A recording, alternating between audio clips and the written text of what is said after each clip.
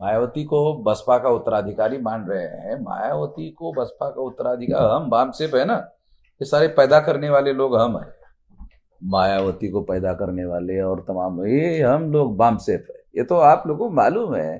तो मायावती की औकात भी तो जानते हैं ना, क्योंकि औकात तो बनाने वाले हम ही है। मायावती जो है वो काशीराम साहब की जो थॉट थी, डॉक्टर अम्बेडकर की थॉट थी, उससे हटे हैं, विचारधारा से हटे।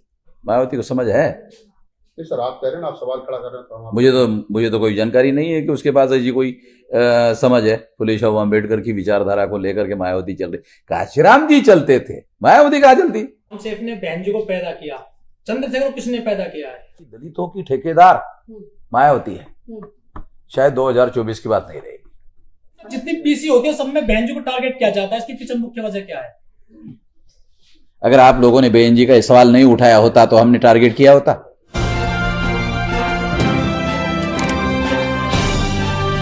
आप देख रहे हैं पब्लिक आवाज टीवी।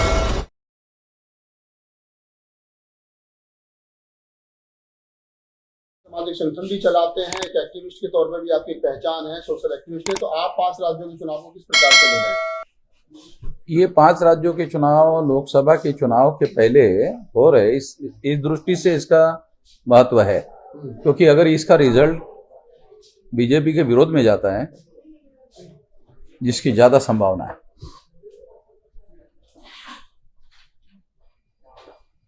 सारे राज्यों में बीजेपी चुनाव हार जाएगी, इसकी ज्यादा संभावना है। नहीं सर, बीजेपी 5 राज्यों में चुनाव अगर हार जाती है, कांग्रेस हार जाती है तो समाज को क्या मिलता है? नहीं, हमें इसमें कोई बेनिफिट नहीं।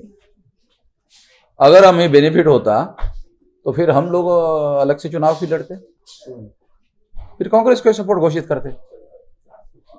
कांग्रेस और बीजेपी ये ब्राह्मणों के अलग अलग नाम है, ब्राह्मणों की एक ही पॉलिसी है दोनों की, और कोई अंतर। राजनीति को कहां देखते हैं?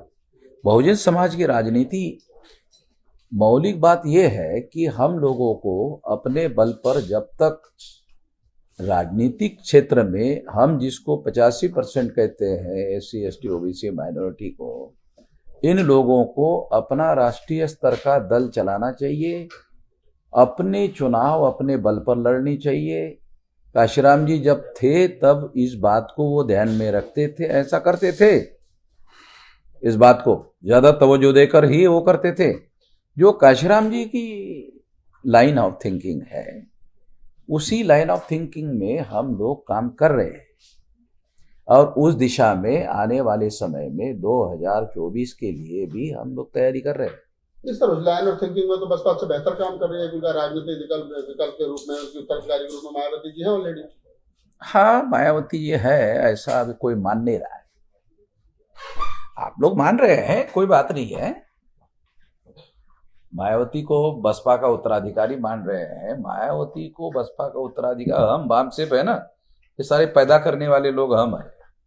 मायावती को पैदा करने वाले और तमाम ये हम लोग बामसेफ है, ये तो आप लोगों को मालूम है। तो मायावती की औकात भी तो जानते हैं ना, क्योंकि औकात तो बनाने वाले हम ही है। सर, वामसेफ में भी तो समझौता नहीं है। वामसेफ की भी 4-5 दड़े हो गए, एक आप चला रहे हैं, कोई दूसरे चला रहे हैं, मूलचंद जी ग्रुप है वगैरह वगैरह। 5-6 ग्रुपों में आप भी लोग बटे हुए हैं। मुझे और भी लोग हो जाए और 10-15 हो जाए, मुझे कोई एतराज नहीं है। क्यों? 99.99.99 में अकेला ही हूं। 0.0000009 जीरो के बाद एक में अगर मान लो और 10-15 धड़े हो जाते हैं, मुझे कोई एतराज नहीं है, होने दो। आप मानते कहीं ना कहीं कि मायावती जो है वो काशीराम साहब की जो थॉट थी, डॉक्टर अम्बेडकर की थॉट थी, उससे हटे हैं, विचारधारा से हटे? मायावती को समझ है?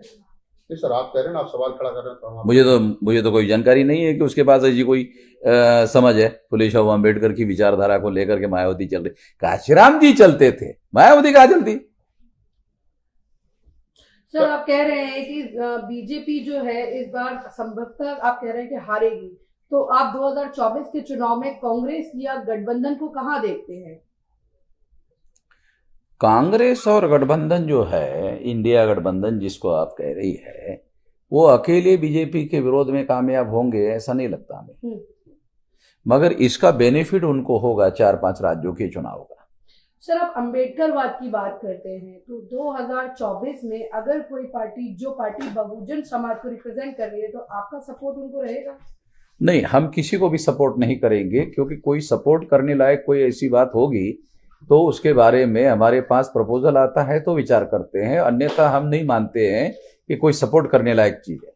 अगर मायावती जी कहती हैं, वामन बेसराम जी आप आइए, चंद्रशेखर जी आप आइए, तमाम वो बहुजन समाज के नेता जो पूरे अम्बेडकर आंदोलन से निकले हैं, हाँ। और क्या वो बैठ करके डिस्कस करते हैं और सब लोग मिलकर के फिर काशीराम पूरे इसके लिए आपको हम मध्यस्थ के तौर पर मैं प्रेस में घोषित कर देता हूँ, आप ऐसा काम कर लीजिए मेरी तरफ से। वामन बेसराम जी जाएंगे अगर वो बुलाएंगे? ये सब जाएंगे, वो उसको क्यों जाएंगे, बुलाए ना आप। अरे आपको समझ में नहीं आ रहा हम क्या बोल रहे हैं? आप मेडिएटर का रोल प्ले करके हम दोनों को इकट्ठा लाइए ना। नहीं, आप समझ रहे हैं, हम क्यों जाएंगे? मायावती के इन्विटेशन पर जाएंगे, मायावती के इन्विटेशन पर जाएंगे, ये मुद्दा तो है नहीं ना। आपको हम मेडिएटर बना रहे हैं, आप बुलाइए, मायावती को बुलाइए, हम भी आते हैं, बुलाइए, बात करिए। सर, बात तो वही है ना कि अगर मायावती जी आपको बुलाएंगी तो आप मिलने जाएंगे उनसे? इनको मेडिएटर बना रहे, मेडिएटर ही का काम यही है ना कि आपको मिलवाना दोनों को। हाँ, तो इसीलिए तो हम एडमिट कर दिए ना, मतलब स्वीकार कर लिए कि अगर ये मायावती को लाए और हमें भी बुलाए कि मायावती जी राजी हो गई है, तो हम पहले से राजी है। तो ये मान लिया जाए कि निकट भविष्य में अगर वामन बेसराम साहब बड़ा दिल दिखाएं, तमाम लोगों को साथ लेकर के चले, आप जितना बड़ा चाहते हो उतना बड़ा करेंगे, आप थोड़ा सा उसका साइज बना दीजिए अपने हिसाब से, हम उसी साइज में अपने को एडजस्ट कर लेंगे। एक आखिरी सवाल ले लेते हैं सर, आपको लग रहा है कि कितना सवाल पूछिए, कोई बात नहीं। हाँ भाई, एक आखिरी सवाल ले लेते हैं क्योंकि हमने लिमिटेशन रखी है। सवाल यही है सर कि क्या अगर आपको लग रहा है कि वर्तमान समय में जो सपना काशीराम ने देखा था, कहा था कि जाओ अपने घरों की दीवारों पर लिख दो यहाँ का हुक्मरान बनना है, वो सपना बिखर रहा है? ये तो बाबा साहब का था, बाबा साहब का, काशीराम साहब को, उसी बात को काशीराम साहब ने आगे बढ़ाया। हाँ। प्रैक्टिकल रूप से। हाँ। तो आपको लग रहा है कि वो सपना बिखर रहा है, तो वामन बेसराम साहब क्योंकि बड़ी ताकत है देश के अंदर, बड़ा संगठन आपके पास है, तो आपको पहल करनी चाहिए, उनके विचार को इकट्ठा करना चाहिए, एक आइडियोलॉजी के लोगों को इकट्ठा लाना चाहिए। देखो, अभी हम लोगों ने 31 अक्टूबर को 77 पार्टी के लोगों को, SC ST OBC माइनॉरिटी के लोगों को इकट्ठा किया। 77 जो 28 सितंबर को मीटिंग हुई थी उसमें 32 पार्टी के लोग थे, और 31 अक्टूबर को जो मीटिंग हुई दिल्ली में उसमें 77 पार्टी के लोग थे। अभी हमारी मीटिंग विधानसभा का चुनाव रिजल्ट आने के 3 तारीख को रिजल्ट आ रहा है, तो हम लोग 10 तारीख के पहले तीसरी मीटिंग घोषित करेंगे। उसमें हो सकते हैं और भी कुछ दल शामिल हो जाए, और ऐसा तीसरा मोर्चा हम गठित कर रहे हैं। उसके 2 पर्याय विकल्प, एक, हम मिनिमम 200 और मैक्सिमम 400 सीटों पर चुनाव लड़ने लायक हो सकते हैं। हमारे पास कोई गठबंधन का प्रस्ताव आता है तो गठबंधन की दिशा में भी हम लोग काम करेंगे, नहीं तो मिनिमम 200 और मैक्सिमम 400 सीटों पर चुनाव लड़ेंगे। तो ये मान लिया जाएगा वामन बेसराम साहब के नेतृत्व में जो है वो एक तीसरा गठबंधन जो है वो घोषित हो गया को लेकर के बन रहा है। वो राष्ट्रीय परिवर्तन मोर्चा के नाम पर बाकायदा घोषित हो गया है, उसको बढ़ाने में लगे हुए हैं। उसकी तीसरी मीटिंग जो है 10 दिसंबर के पहले होगी। एक सवाल और लेते हैं, आप हमेशा ईवीएम को लेकर के आक्रामक रहते हैं, आपका गठबंधन चाहे वामसेक हो, चाहे राजनीतिक दल हो, चाहे आपके और अन्य साथी हो, आपको लगता है कि आप 200 राजनीतिक दलों को, छोटे बड़ों को मिलाकर के 2024 के चुनाव में जाएं और फिर आप हारने के बाद ये कहने लगे कि ईवीएम ने हमारा साथ नहीं दिया? ईवीएम का साथ हम कब मांग रहे हैं? हम मांग रहे हैं कि फ्री, फेयर एंड ट्रांसपेरेंट चुनाव का वादा भारत के संविधान ने किया। इस मापदंड में ईवीएम मशीन नहीं बैठती है, ऐसा तो सुप्रीम कोर्ट ने खुद कहा। 8 अक्टूबर 2013 को सुप्रीम कोर्ट का जजमेंट आपने पढ़ा नहीं, हमसे ले लेना। वो कहते हैं, सुप्रीम कोर्ट क्या कहता है? सुप्रीम कोर्ट ये कहता है केवल ईवीएम मशीन के द्वारा फ्री, फेयर एंड ट्रांसपेरेंट चुनाव नहीं हो सकते। सुप्रीम कोर्ट का जजमेंट है 8 अक्टूबर 2013 का। इसलिए इस मशीन को पेपर ट्रेल मशीन लगाना होगा। तो हमने इसके लिए आंदोलन किया और हमारे आंदोलन की वजह से पेपर ट्रेल लग गया, गिनती नहीं हो रही। तो इसके लिए 1 लाख लोगों का मोर्चा लेकर जाने का 26 तारीख को हमने ऐलान किया था। अभी वो तारीख हमने 31 जनवरी को किया है। इन चुनाव के पहले इसको ज्यादा हाईलाइट किया जाए। आप सुप्रीम कोर्ट का जिक्र कर रहे हैं कि सुप्रीम कोर्ट का डिसीजन 1913 का, सुप्रीम कोर्ट के डिसीजन राजनीतिक दबावों में बदलते रहे, चाहे वो ललित सिंह यादव वर्सेस राम मंदिर का क्या नाम है उसका सच्ची रामायण का मामला, उस समय सुप्रीम कोर्ट की डिसीजन है कि 1971 में कि रामलला जो है वो एक नॉट लीगल पर्सन और कभी पैदा नहीं हुआ, रामायण वो कोई ग्रंथ नहीं है, और अभी वर्तमान में जो डिसीजन आया उसमें कहा रामलला जो लीगल पर्सन, तो वो भी सुप्रीम कोर्ट का डिसीजन। हाँ, ये बात सही है, मगर जब तक जो सुप्रीम कोर्ट के जजमेंट के रेफरेंस में मैं आपको कह रहा हूँ वो जजमेंट तो अभी बरकरार है ना, अभी तो चेंज नहीं हुआ। जो जजमेंट का आप रेफरेंस दे रहे हैं वो जजमेंट चेंज हुआ है जनता का जो दबाव पैदा हुआ, आंदोलन पैदा हुआ उसके आधार पर। तो हम तो वही जनता का आंदोलन खड़ा करने की दिशा में आगे बढ़ रहे हैं कि अगर जनता के आंदोलन के दबाव में ही सुप्रीम कोर्ट सही फैसले लेती है तो फिर सही फैसले लेने के लिए हम जनता का आंदोलन खड़ा करते हैं। यही तो आपके सामने घोषित किया। सर, आपने कहा कि बामसेफ ने बहन जी को पैदा किया, चंद्रशेखर को किसने पैदा किया है? अब चंद्रशेखर के बारे में यार आप लोग पूछ रहे हैं तो चंद्रशेखर को पूछना चाहिए ना। चंद्रशेखर के बाप के बारे में मुझे पूछ रहे हो? चंद्रशेखर का बाप बहन जी के बारे में बता देते हैं ना हम लोग। चंद्रशेखर तो हमारे बामसेफ का प्रोडक्शन नहीं है, ये तो हम पहले से कह रहे हैं ना। आप चंद्रशेखर के बाप के बारे में जानकारी पूछ रहे, चंद्रशेखर नहीं बता सकता, ज्यादा बेहतर कि आपका बाप कौन है। अरे बेटे को पूछना चाहिए कि तुम्हारा बाप कौन है, आप हमको पूछ रहे, वो तो हमारा दोस्त है।